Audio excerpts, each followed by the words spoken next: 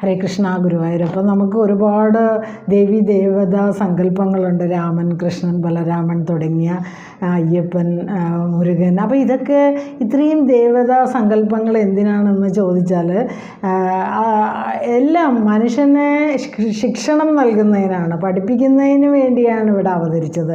അതായത് ഭാഗവതം സ്കന്ധം 5 ചാപ്റ്റർ 19 ശ്ലോകം 5 പറയുന്നത് മർത്യാവതാരസ്ഥിഹ മർത്യശിക്ഷണം രക്ഷോ വധായൈവ ന കേവലം വിഭോ എന്ന് പറയുന്നത് മർത്യനെ എന്താ പറയുക ശിക്ഷണം ചെയ്യുന്നതിനായിട്ട് ഭഗവാൻ അല്ലെങ്കിൽ മർത്യനെ പഠിപ്പിക്കുന്നതിനായിട്ടാണ് ഭഗവാൻ ഇവിടെ പല രൂപങ്ങളെടുത്ത് അവതാരം എടുത്ത് വന്നിരിക്കുന്നത്. അതാണ് നമ്മൾ രാമനും കൃഷ്ണനും ദേവീ സങ്കല്പങ്ങളും ആയിട്ടും ഒക്കെ നമ്മൾ അറിയുന്നത്.